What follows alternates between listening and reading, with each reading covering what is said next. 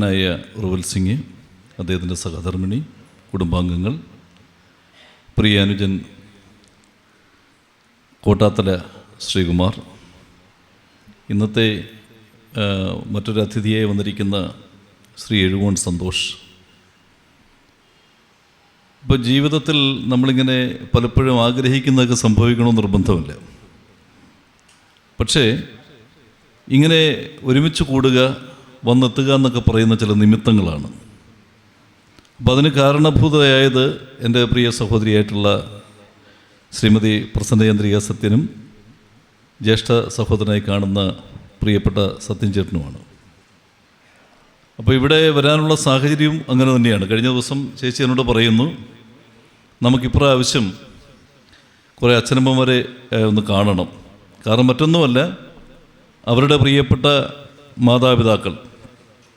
കാരണം മാതാപിതാക്കളെന്ന് പറയുമ്പോൾ തന്നെ വളരെ അധ്യാപക ശ്രേഷ്ഠനായിട്ടുള്ള എൻ്റെ പിതാവിൻ്റെയൊക്കെ പ്രിയ സുഹൃത്തായിട്ടുള്ള ശ്രീ കരുണാകര ശാസ്ത്രികൾ അവർകൾ, അമ്മയെന്ന് പറയുമ്പോൾ ഞാൻ അമ്മയെപ്പോലെ കാണുന്ന എൻ്റെ മറ്റൊരു അമ്മയാണ് ഭാരതിയമ്മ.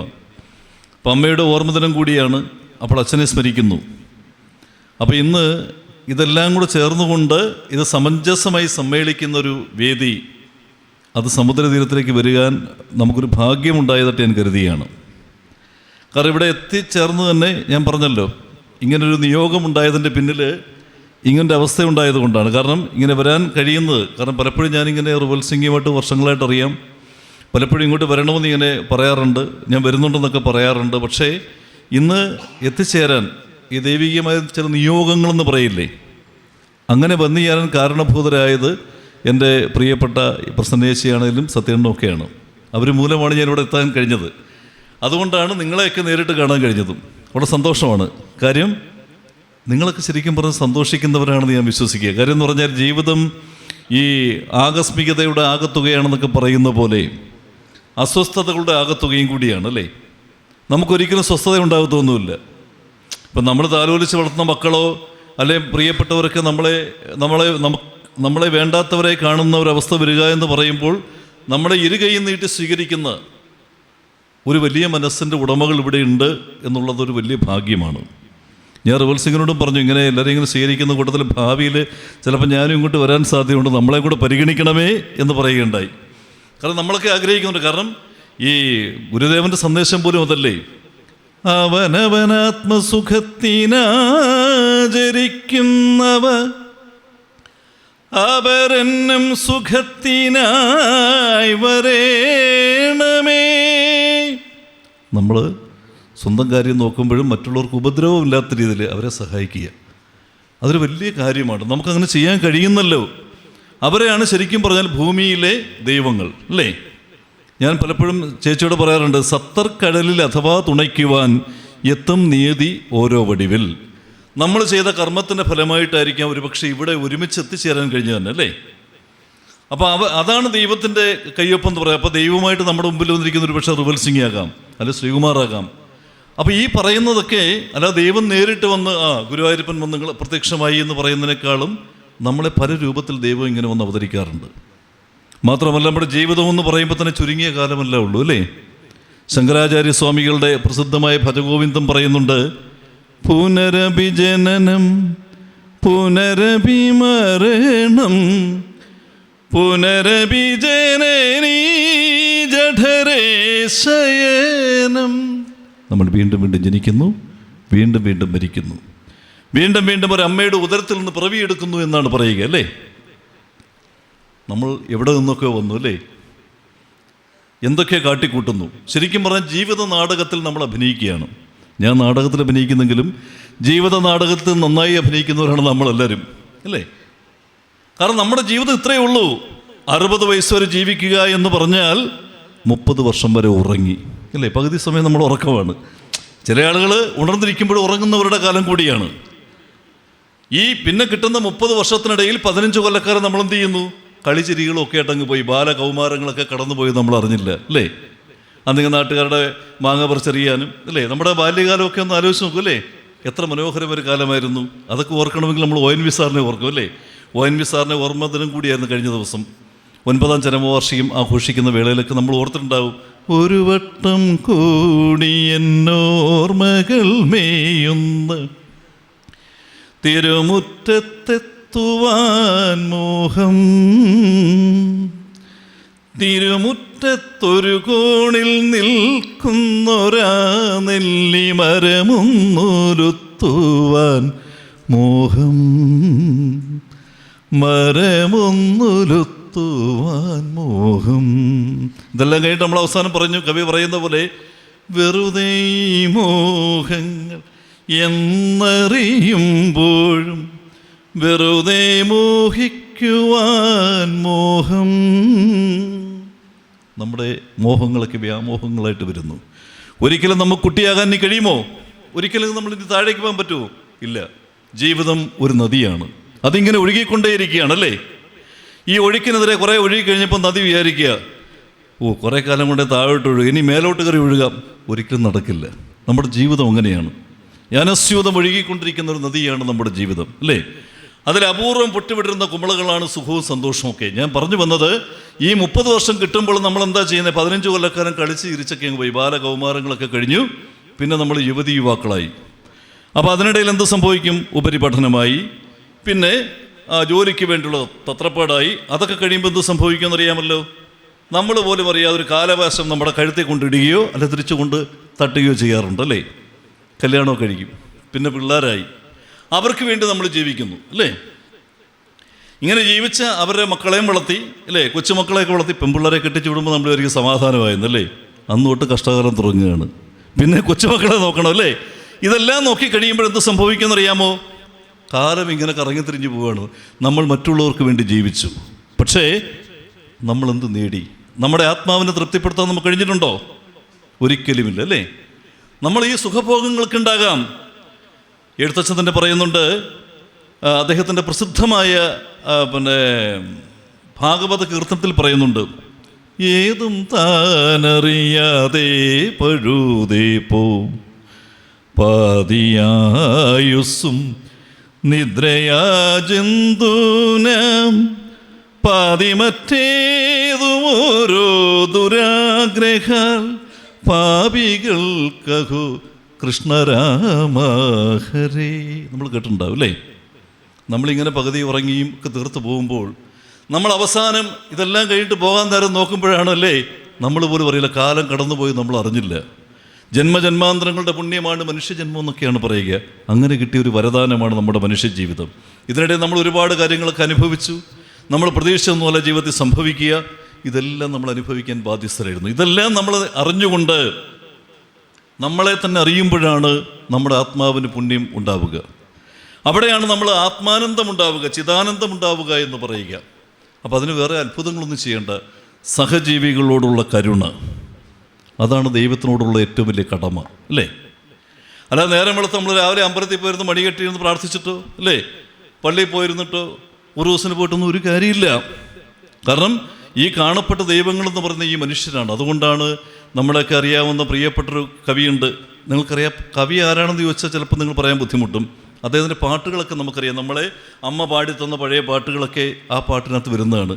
കാക്കേ കാക്കേ കൂടെ വീടേ കൂട്ടിനകത്തൊരു കുഞ്ഞുണ്ടോ, കുഞ്ഞിനു തീറ്റ കൊടുക്കാഞ്ഞാൽ കുഞ്ഞു കിടന്നു കരയൂലേ. ഈ പാട്ട് അറിയാമല്ലോ എല്ലാവർക്കും, അല്ലേ?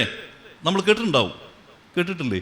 നമ്മുടെ മനസ്സിൽ ഇപ്പോഴും ആ പഴയ ഓർമ്മകളിലുള്ള പാട്ടുകൾ അതൊക്കെ, അല്ലേ? ഈ പാട്ട് എഴുതിയൊരു വലിയ കവിയുണ്ടായിരുന്നു. അദ്ദേഹത്തിൻ്റെ പേരായിരുന്നു ഉള്ളൂർ എസ് പരമേശ്വരയ്യർ. അദ്ദേഹം ചെയ്തൊരു വലിയ അപരാധം ചെയ്യുകയുണ്ടായി. കാരണം ക്ഷേത്രപ്രവേശന വിളംബരം എന്നൊക്കെ നമ്മൾ കേട്ടിട്ടുണ്ടാവും.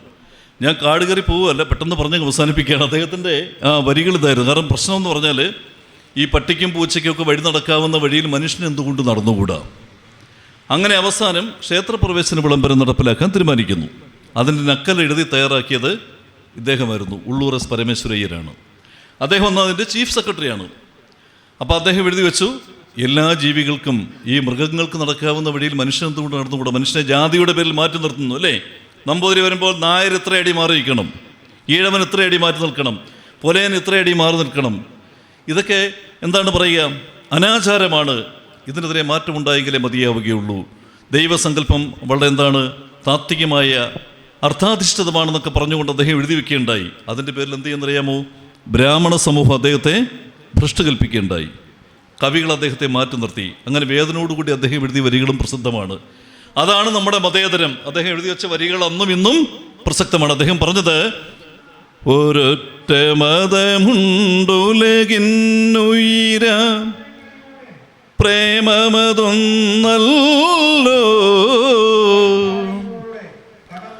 പരക്കതമ്മേ പാലമൃദൂട്ടും പാർവണ ശശിബിംബം. ശരിയാണ്, നമുക്കൊരു മതമേ ഉള്ളൂ. അത് ഏത് മതമാ? ഹിന്ദു മതമോ ഇസ്ലാം മതമോ ഒന്നുമല്ല. പിന്നെന്തൊരു മതമാ? അത് അദമ്യമായ സ്നേഹത്തിൻ്റെ മതമാണ്. പിന്നെ അദ്ദേഹം എഴുതി വെക്കേണ്ട ഏറ്റവും പ്രസിദ്ധമായ വരികൾ അതിനകത്ത് ഇതായിരുന്നു. എന്താണെന്നറിയോ? അടുത്തു നിൽപ്പോരനുജനെ നോക്കാൻ അക്ഷികളില്ലാത്തോർക്ക് അരൂപനീശ്വരന ദൃശ്യനാകിൽ അതിലെന്താശ്ചര്യം. ശരിയാണ്, അടുത്തു നിൽക്കുന്ന സഹോദരനെ നോക്കാൻ കണ്ണുകളില്ലാത്തവര് നേരം വെളുത്ത് വൈകുന്നേരം വരെ ഈശ്വരനെ പ്രാർത്ഥിച്ചു കൊണ്ടിട്ട് വല്ല കാര്യമുണ്ടോ? ഇല്ല. അപ്പോൾ അതൊക്കെ സത്യസന്ധമായി അദ്ദേഹം പറഞ്ഞു വെച്ചു. അദ്ദേഹം പറയുകയുണ്ടായി, നമ്മുടെ മനസ്സിലുണ്ടാകേണ്ട അദമ്യമായ പ്രേമമാണ് അത്. അമ്മയോടുള്ള പ്രണയം, അല്ലെങ്കിൽ പുഷ്പങ്ങളോടുള്ള പ്രണയം. പ്രേമം എന്ന് പറയുമ്പോൾ തന്നെ സ്നേഹത്തിൻ്റെ അദമ്യമായ ഭാവമാണ്. അപ്പം ഞാൻ പറഞ്ഞു വന്നത് അതല്ല. അപ്പം അങ്ങനെ ഒരു സ്നേഹനിർഭരമായ ഒരു പരിലാളനമേറ്റിരിക്കുന്ന ഒരു സായാഹ്ന വേളയിലാണ് നമ്മളെല്ലാവരും കൂടെ ഒത്തുചേർന്നിരിക്കുന്നത്. വളരെ സന്തോഷമുണ്ട്. അതിന് കാരണക്കാരായ എൻ്റെ പ്രിയപ്പെട്ട സഹോദരങ്ങളെല്ലാവരെയും ഓർമ്മിച്ചുകൊണ്ടും പ്രിയപ്പെട്ട എല്ലാവർക്കും ഒരു നല്ല ദിവസം ആശംസിച്ചുകൊണ്ടും എൻ്റെ വാക്കുകൾ അവസാനിപ്പിക്കുക അല്ലേ?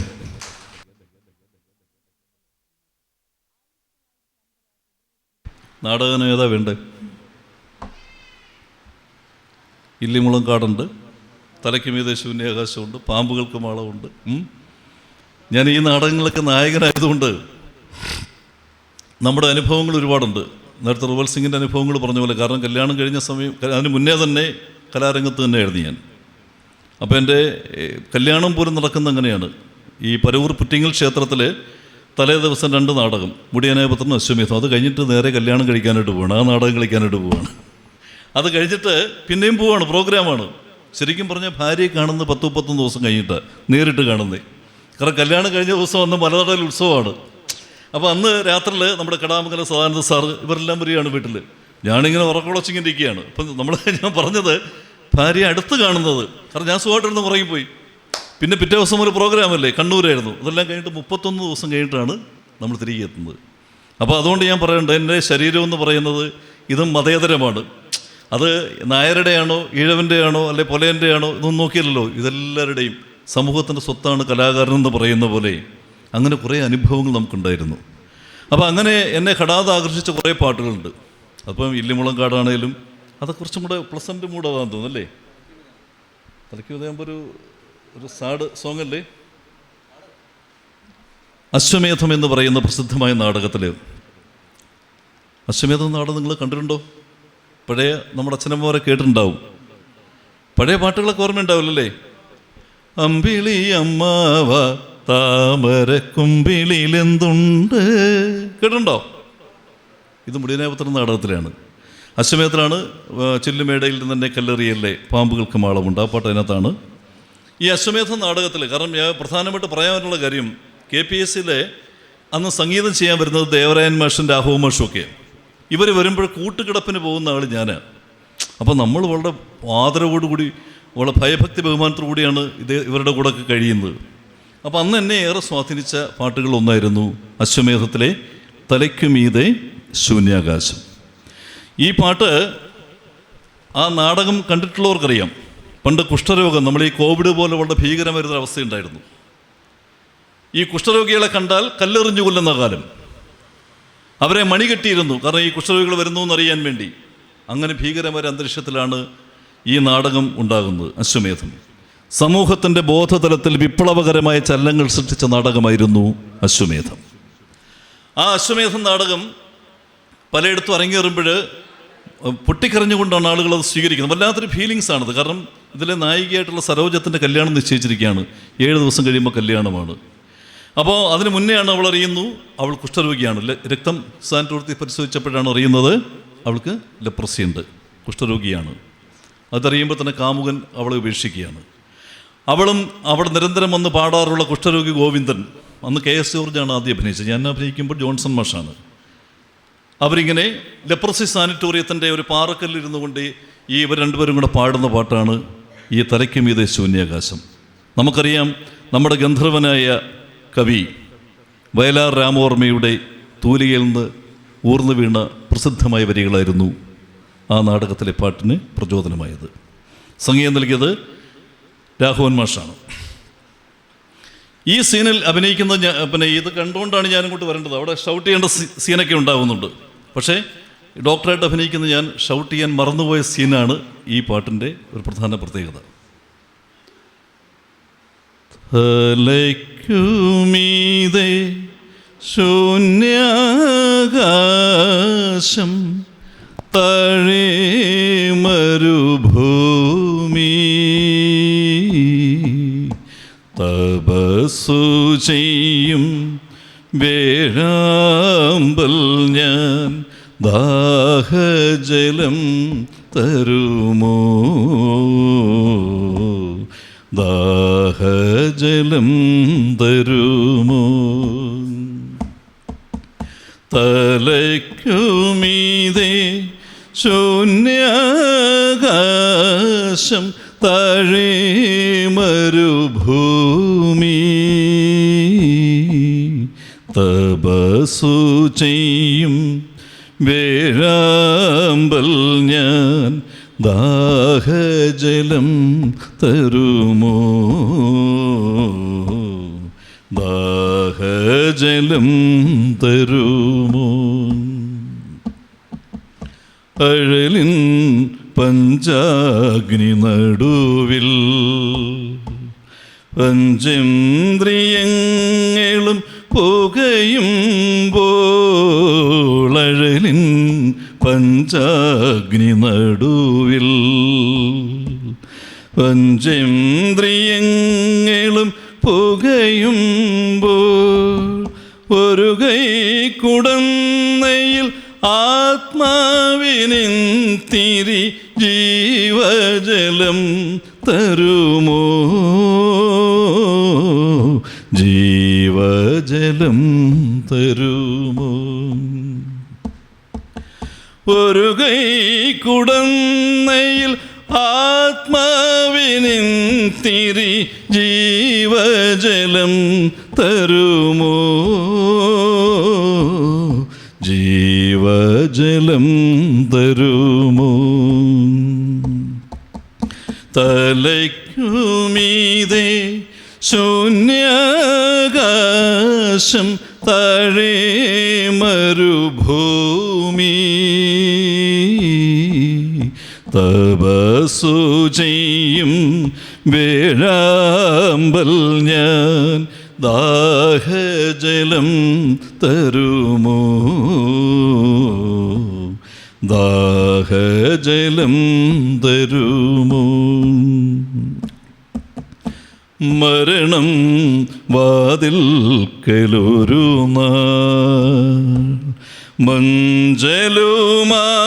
വന്നു നിൽക്കുമ്പോൾ, മരണം വാതിൽക്കലൊരു നാൾ മഞ്ചലുമായി വന്നു നിൽക്കുമ്പോൾ, ചിറകടിച്ചൻ കൂട് തകരും നേരം ജീവജലം തരുമോ, ജീവജലം തരുമോ. ചിറകടിച്ചൻ കൂട് തകരും നേരം ജീവജലം തരുമോ, ജീവജലം തരുമോ. തലയ്ക്കുമീതെ ശൂന്യാകാശം താഴെ മരുഭൂമി തപസ്സു ചെയ്യും വേഴാമ്പൽ ഞാൻ ദാഹജലം തരുമോ ദാഹജലം തരുമോ. പ്രിയമുള്ളവരെ, എല്ലാവർക്കും ഒരു നല്ല ദിവസം ആശംസിക്കുന്നു. നിങ്ങളെ കാണാമെന്നതിൽ വളരെ സന്തോഷമുണ്ട്. ഇനിയും സമയം കിട്ടുമ്പോഴേക്കും എത്താമെന്ന് പറഞ്ഞുകൊണ്ട് എൻ്റെ വാക്കുകൾ നിർത്തുന്നു. നന്ദി, നമസ്കാരം.